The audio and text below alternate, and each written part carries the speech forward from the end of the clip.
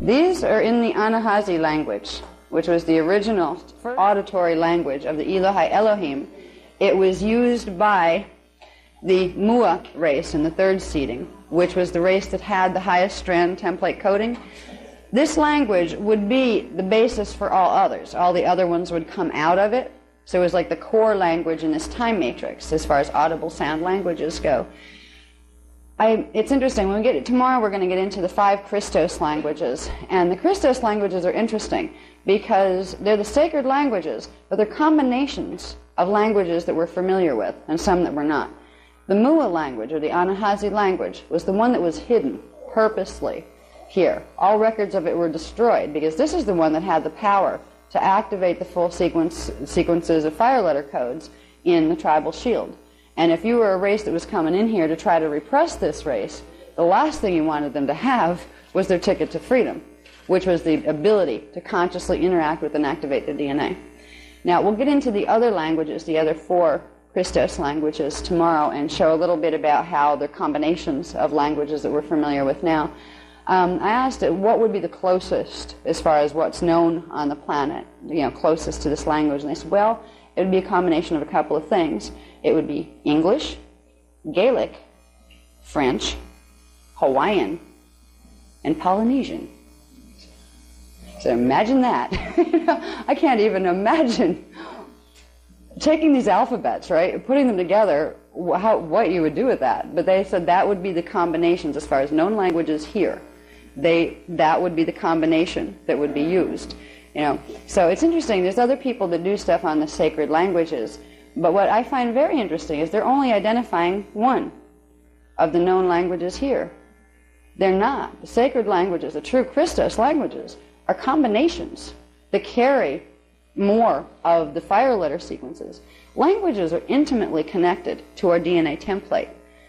Auditory sound is a vibration, and sound originally, language originally, flowed with the natural coding in our DNA templates.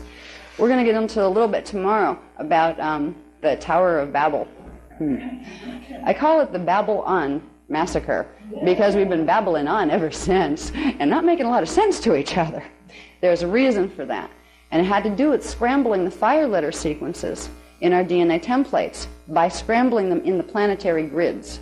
They didn't exactly abduct every one of us and twist our fire letters around, but they knew that our DNA templates were intertwined with the planetary grids. If they could create reversals of fire letters and breaking up the natural fire letter patterns in the planetary grids, it would create mutations in the human DNA template, and that's what's been done.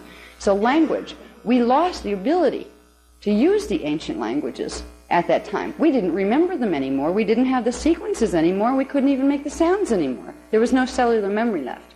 We're getting this back now because the grids are activated on a 12-code pulse, which means our junk DNA, which are the pieces of our languages that went AWire, can be reassembled. So we can now, again, begin to use languages like the Anahazi Mua language. Now, with the 12 tribes, what was really fascinating, what I find an absolute testimony to the eloquence of the designer of our evolutionary blueprint of Source, is the names of the tribes weren't just names. We'll call you Joe tribe and you Bob tribe or you Janet tribe. No, these had meaning. The names were the specific sound tones, the audible translations of the sequences of fire letters carried by the members of those tribes. Now, each of the tribes were formed, there are 12 tribes, but they were formed by 5 races, put in different combinations. Each of the races had certain combinations of fire letter sequences in their DNA template, in their tribal shield. Altogether, they formed a whole tribal shield, but each of them alone formed a part of it. So there would be different coding. Certain tribes were keyed to certain stargates. You might have tribe 5 might be composed of Mua, Yu, and Rama races, for instance. It wouldn't be just the Ramas had gate 5 and like the Yu had this. There were combinations that were specifically to get the combinations of frequencies that were characteristic to the planetary shields that operated that stargate.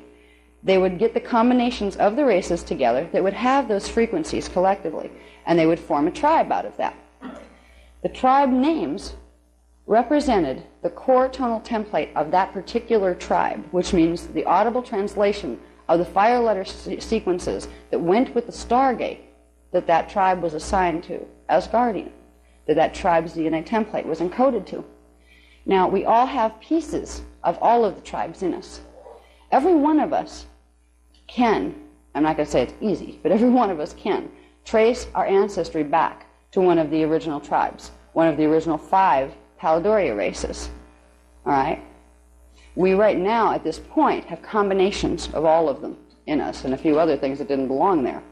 But basically, every one of us still has a core affiliation with one of the 5 first races and one of the tribes that those races were a part of. We're going to use some things tomorrow to begin to try to identify that. You don't have to know what tribe you were originally out of to be able to run a round table, to be able to activate your tribal shield. What you do is you activate Tribe 13, which is the collective tribe. Now, if you can get to the point where you can find what tribe you were originally, what tribe you were most closely coded to, then there's an advantage of being able to activate a little bit more deeply, more quickly, because you can use certain codes that go with that tribe directly. And tomorrow we're going to get into a chart that's out of what's called the Book of Maps and Keys. It shows us where the Stargate locations are, and it also shows us where the Q sites are. The Q sites are the activation sites that have to activate first before the Stargate can open. Okay? So if you know your tribe, you would direct your frequency to that gate directly. If you don't know and you're using Tribe 13, you direct it to the central control point for Earth's planetary shields, which is called the Grual point. That is located, it used to be located in a place called Brua, Atlantis. It was part of the Atlantic continent, and it was called Brua. Right now, it's called a quarter mile off the coast of Siesta Key, Florida. It's still there. The name changed, but the place is still there. Okay? So when we're running, we're not going to do a collective run-around table today. We're going to do that tomorrow, because right now we're just going to try to get the tribal shield activations. Then we're going to go into, for those who want to do it, the Emerald Awakening procedure, for anybody who wants to do it, because tomorrow we're going to do the Amethyst Awakening. These are the Kundalini Awakenings. Now, the people who've had them done, nobody's got zapped, okay? I've not had anybody say, well, gee, maybe I've had a little bit of something. It's not one of those that you get activated and you fall apart 3 days later because there's so much frequency flying through your field. But if we're going to do Amethyst Awakening tomorrow, you can't do Emerald and Amethyst on the same day. You need time in between just for the body to adjust to the frequencies. So we're going to allow a little bit of time toward the end of this, after we do after we do our first attempt at trying to run these. First, we're going to try to pronounce them the right way, the sound tones. And really, what's do Tribe 13? Thank God, you don't have to run all of them, because we'd be here from here till next Tuesday trying to do this. What you need to do is Tribe 12 and Tribe 1. This will anchor it, and this will hold the tonings of all the rest of them in. So 12 and the 1 will take you into Tribe 13. So these will be the only ones we really have to use. And I still have to look at them and sound them out. What this line under here is, this is the sound outline, where I tried to spell it in a way that it would sound, so you could do it phonetically. All right, these were the spellings. Some of them were close, some of them were different than what they look like when they're pronounced. But they would, tell me what it sounded like, so I would be able to get the tonal on it. So it's the bottom line that we'll try to pronounce.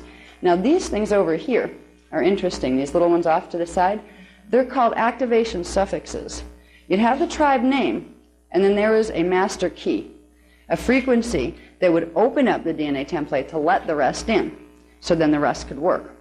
So using the tribe names to begin activation of the tribal shield, what it used to be in the old days is you would have a group assemble, and very often they'd be groups made of various tribes. So each one would begin sounding and singing their tribal tones. And you'd have a group, all of them singing different ones, and they would you'd have to build a critical mass. Like these guys would really get into it. I mean, you'd have a group of people really belting it out, and this was their way of being, you know? Like you're not going to go and activate your tribal shield and start singing down at the, well, I don't know, we did that down at the Empire State Building. And say, actually, we did that in December. Yeah. But it's not always necessary to use auditory tones. You can do it in your head, but it is more effective if you let the tones come out the fifth chakra and directly out into sound. But of course, we're in America in the year 2001, so you want to do it privately probably, or in small groups where people, you don't care if people look at you funny. These tones, if you use them, and the idea is to use them, you have to play with them a little bit, but there's a natural rhythm to them. And at first you kind of like, you find out, what is that? What is the rhythm to that? What's the syntax there? I don't know how to get it. Play with it. And you'll find the right way for it to be used with your frequency. Okay? Everybody will probably pronounce them a little differently, and that's okay. The basic soundings are the ones underneath. So what I'm going to do is, just because we didn't have time, because this was just given to us overnight, we will have a sheet. This is going to be in the chart pack for those who want to buy the chart pack, but we'll also have a sheet of just this for people who aren't going to buy the chart pack, that you can take it and start using it. And if you want to be creative, you can also, it will accelerate things if you do start playing with the other ones as well, because you'll be filling in frequencies more quickly. I thought it was amazingly simple. That, wow, just a name, just chanted kind of like over and over until you get it like there's a sing-songness to it. If you say something over and over and over again enough times, you'll start to find it talks back to you. And it has a flow of its own, that it kind of like gets your brain going in a way where it almost gets a sing-song quality to it. These work that way. They will teach you, if you work with them, just play with sound and how you're used to using sound. And play with them a few times, then sit quiet and listen. And see if you get any, oh, no, that went this way. You might get it's an up on that note rather than a down. The songs will sing back to you if you play with the tones, where you'll start to get a feel of how you're supposed to sing them. And the singing can be as a monotone mantra. They can be spoken, but there's a quality of breath that happens through singing that's much more full. It's much more of an energy breath when one sings. You're bringing energy up and through the lungs. Where talking is much shorter. The breaths are shorter. They're not as fluid. It's kind of like the difference between a straight line and a wave. If you can get them to the point where you can start singing it to yourself, that would help. Now what I'll try to do, this is going to be fun, okay? I'm going to try to say them. And this is about the second time I've looked at them. So I'm right here with you. Yeah. The first one is Araya Zurta Ra. Araya Zurta Ra. Araya Zurta Ra. Araya Zurta Ra. Now let's listen for a minute and see if anybody can pick up the song underneath it, because there is a way to put that musically.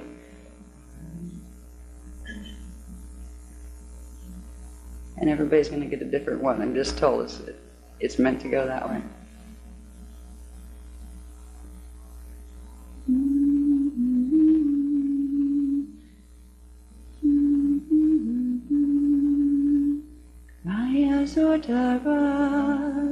And that's the one I've got. Does anybody else get a distinct sense of how you would sing that? It may take a while to play with the words before it comes. Yeah, it will sound like one of those like choirs on the first day of practice. The idea is, that's all right, you should have heard us trying to sing the 3 rounds of the Ome Da all together. We still haven't got that far in a group yet. 3 verses of it all together with different words that are not in English. All right. Now, what I'm going to say is I will go through the basic pronunciation of them, the way they're phonetically, so you get an idea of how they sound. Then the best thing to do if you want this to work for you is play with them, like when you get them home, play with them, and okay, this is an interesting combination of sounds. What does my being want to do with this? Play with the sounds and let them vibrate. Let them vibrate in your throat. Feel them in your throat and in your heart chakra a bit. Even if you have to drag them out a little bit, like Arayazu. Feel the vibration to it. Tara. You may get different tones. See, I just got a different lilt on it. The more I hear it, the more it's picking up a characteristic, and I know that if I go play with it, I'll find a way that's the way I need to sing it. You can find that too. If you play with it a while, you may get 6 different melodies. Yeah, that's almost it. It doesn't quite sound, no, it wants to do this. There will be a point if you play with them where, your body says, that's it, that's the vibration, that's how to hold it in this body. That's the one that'll work with your tribal shield. Okay? There's variations in the frequencies. If we sing it high or sing it low, you have to let it come from you. Because if I give you the sounds of this and say, here, sing it this way, that might activate my tribal shield, but it might not activate yours. You need to find your relationship to those sound combinations, and it's there. If you know it's there, it won't be as hard to find. Okay? It's simply repeating 2 tones. You would use the 12th one, and then you would bring it down to the first one.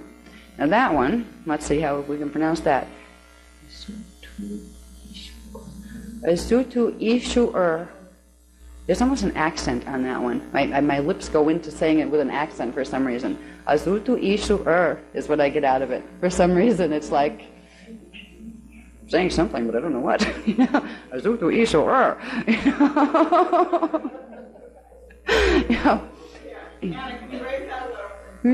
Raise it up? Yeah. I'm not trying to be lazy here, but my ankles are swelling. It happens if I don't sleep and I'm on my feet a lot. Okay, there we go. Zu tu ishu And there's on the sound, it's almost like the tongue curls. It's not a it's a Yeah, and that does something different with the vibration, and you can feel it. Azutu ishu Azutu ishu Now let's see if we strung them together. So you can remember how to say the first one. Araya zutara izutu isha Oh, I didn't trip over it. Yeah. Now see, it's not as hard as remembering 25 steps to a temporary Maharic seal. However, it has its challenges. But it's a little more fun, all right? Basic sound tones, but they're the right sound tones. That's what's important. These are the sound combinations that go with the 144 fire letters in the tribal shield. Every human being has combinations of those fire letters. So these would work for every human being. If you use this one and this one, you'll get the benefit of the rest. But if you want to, somewhere in there is your specific coding. It may not be Tribe 12 or Tribe 1. They'd still work for you. You still activate subharmonics of them. But tomorrow we're going to try to help you find. And you can find it by the fact that every time the races were reseeded or resettled after cataclysms and things, they were always put back in the same place. So if you can have any idea of your genetic origins, of your ancestral origins, where your father's fathers came from, you're basically, I'm Irish and German or something like that. That would give you a clue, okay, who are Irish people and German people. Tomorrow we'll get into looking at the maps and keys chart that shows you the regions that go with the stargates. So you would know that, let's say, if, let me see if I can remember one of them, if you were Tribe 10, you would probably be from some area of the Middle East. You would be from some place like Iran or Iraq. That would be the ancestral origins. You can get close by tracing what you know about your ancestral origins. Then, using your own intuition to feel it out. Because you'll have combinations. Right now, because everybody's been so mixed up genetically with each other and with other things, that we have pieces of all sorts of things. But there's still going to be a dominant one that was the original one that was yours. That's when you just kind of turn the intuitions on a little and say, okay, it might be Tribe 4 and 6, or one of those. Feel out which one feels right. Douse it. Do a pendulum on it. Whatever way you have of communicating with the parts of yourself that you say, okay, higher self, help me to know which one it is. It may just come to you. You're Tribe 2. You know what I mean? But when you can find that, That'll be very useful when you get the stuff from tomorrow, because I'm going to give you a copy of the chart that shows the basic layout of where the 24 key sites are. And that would be the 12 gate sites and the 12 activation sites that go with them. So you'd basically have like Tribe 2 would be at Gate 2 site, but also at a different location at the Q site, or the activation site for Gate 2. So this is why Tribe 2, Tribe 2 wouldn't just be in one location. They're actually distributed around. So with that, you'll have something to work with to like get more specific as far as what your coding goes. But all you need to activate the tribal shield. Now, you're not going to see it like what we just did by, stumbling through trying to pronounce them for the first couple of times together. That alone, saying them once or twice, is not going to do it. You don't have to, drown yourself in it for 6 weeks. But you need to take it into a meditation space and treat it like a mantra for a little bit. Say the sound tones over. Get past the point where there'll be some part of you right about here goes, this is silly. Get past that. All right, because some of us will have that reaction where there's just like the 3D mind kind of goes, what's this? It makes no sense to me, therefore it's not valid. You have to get past that little dweller on the threshold and say, yes, well, it makes no sense to you, but somebody out there knows better, so we'll just play with it anyway. If you play with them, and repetition is where it comes from. Each time you say them, particularly when you put them in song, you're building up scalar wave patterns. If you build them up to a critical mass of frequency, that's what's going to activate the tribal shield. Now, what they used to do, they had in the Palladori races, had this down to an art. They could activate them immediately just by running through them once. But that's because since the time they were very small children, they were taught to sing the songs of their soul. These were the songs of their soul. And they were taught, they memorized them, and they knew them, and they would get subharmonics on them that would come through, and all sorts of things. The tribal name was sacred to those races because they knew what it stood for and they knew what it did. So if you work with it for a bit, it'll be a lot easier than some of the other things that take a little bit longer to do activations. It's simply, if you practice it for a while, even if you want to run them down, like it's a little more complicated than do, re, mi, but you can just simply run them down as mantras. Say, 12 to 11 to 10 all the way down to 1. Or if you want to do a short version, go 12 and 1 to get, the 13 combination.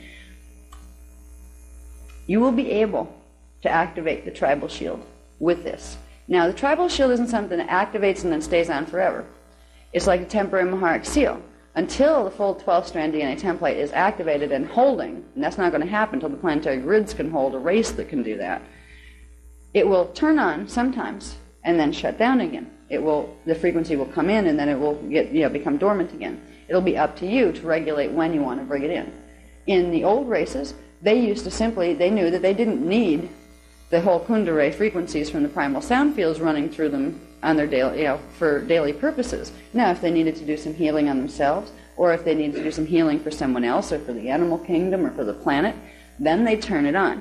They would turn it on by singing a few rounds of their tribal song, of their soul song. They would also, after they used the tribal shield activation songs for a little bit, they would start to get the Maharic songs, which are the ones, if you could look at the tribal shield as a big disc, and then your personal Maharic shield as a smaller disc within that disc, they would activate this one, which is the tribal shield. They'd use the songs for that.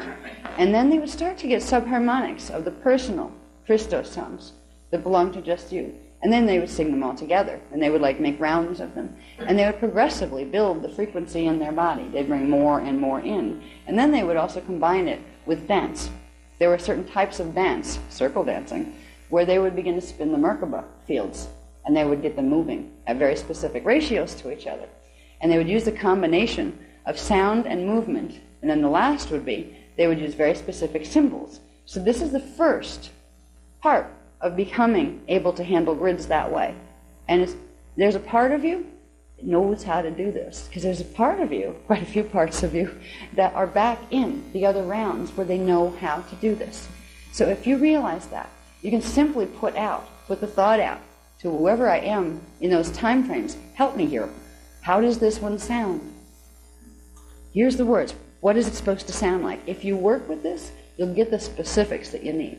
Now, what they're going to do right now, and I could tell when we went for the break, I started to get really hot on my tailbone, and the whole right side of my head went numb. So that means, okay, incoming frequency, they're up to something. They were going to transmit frequency, just like kind of blanket frequency into the room. You will leave here with the tribal shield activated. It will be up to you to keep it activated. Now, it can be activated by transmission of very specific interdimensional frequencies. That's what they're doing right now. And when I say they, I'm referring to the founders. They're the ones that are doing it from density 5. It's like I've allowed them to use my vehicle to ground it and to put it out in the room. If anybody doesn't want that, simply put that intention out, and it will be blocked from entering your field because nobody's going to impose it on you. But there will be, I'm being told here live, that you'll get the transmissions and the shield will activate, the tribal shield will activate. It'll be about a day and a half. By the time you forget that that happened, there's going to be something interesting. They won't tell me what. It's not going to be bad, but it's going to be something interesting. And they're not. They're baiting us all here. Me too. Because mine's not activated yet either. They didn't activate my tribal shield yet. There's going to be something about a day and a half after this process. There's going to be an energy shift of some sort. That if you hear that, you should be able to catch it. But if you look for it, like, okay, what is it? Is it here yet? Is it here yet? You'll miss it. So it's like, just ignore it, and then something will catch it. Oh, that might have been it. It's something, and they're not telling me, but sometimes they're like this. They're being, this is their way of being playful. Yeah, make you wonder until you figure it out. But anyway, this, you will have the copies of these, whether or not you buy the chart pack. We'll have them for you for tomorrow. So anybody that's not coming tomorrow, okay, you're not going to be here tomorrow? Is there, okay, and you're not, do you want to leave an address so we'll send them to you? Because I want to make sure you get them. Okay? Yeah, you can do that. Yeah, no problem. Okay? Because this is the key. The chart packs are very useful if you want to say, what was all that? Because there's a lot of detail. And the things that I showed you up here, they're only the big set pages. There's a bunch of, I think there's about 20 pages worth of excerpts from the new book that's not out yet. It's going to be probably at least a month before it's on the shelves. I've pulled excerpts out of that, but that pertain to some of this stuff that we're talking about, so they're going to be in it too. So it'll be the first, like the first, at least you have it, it's something new. So, but you don't have to, I'm not going to say you have to buy the chart pack to get this. I'm not like that. This is something that you can play with it, you can use it, and you can begin to, once that tribal shield is triggered, with the frequencies that are going to be running through here tonight, it'll be a lot easier for the sound tones to take, even if you're, kind of fudging and tripping over it for a while, as we all will do. They know I'm going to too, because I have to fight with these things. It took me a while to get the Uriya Kumnare when we were doing that. So I don't know if everybody's heard that, but the Omeda song, that was real fun trying to get that down with the right rhythms and the right everything. So I know that it's going to take you a little while to get comfortable with these. But there'll come a time when you'll even start to feel comfortable enough to play with frequency combining. You'll get an urge, okay, I'm on 1. Ooh, I want to do 5. Follow that, okay? That's saying for that particular time, these are the frequencies you need right now, all right? All of the ones, if you use them, if you use 1 and 12, you will activate the shield. But if you get the urge to start combining them and moving them around and making your own personal mantra out of them, as long as you keep them whole, like you can take this one and put it next to this one, but don't take this half of this one and put it, half of that one. Don't break them down because they're a frequency pattern as it is. Grow with it. We'll be getting more on this. There's going to be symbols that go with these, and there's going to be much more specific stuff, but start here. This is enough to get the tribal shield activated and enough to start playing with it, where you can start to, I can activate my tribal shield now, which means I can modulate how much of my Antakarana current is going to move through me. Because this is what it gives you the power to do. It's like having a faucet that your hand is on now. Before you're feeling around how do you turn the water on. Now you know where the faucet is. And it happens to be sound tones. Okay? So you can use this. Yeah. I will.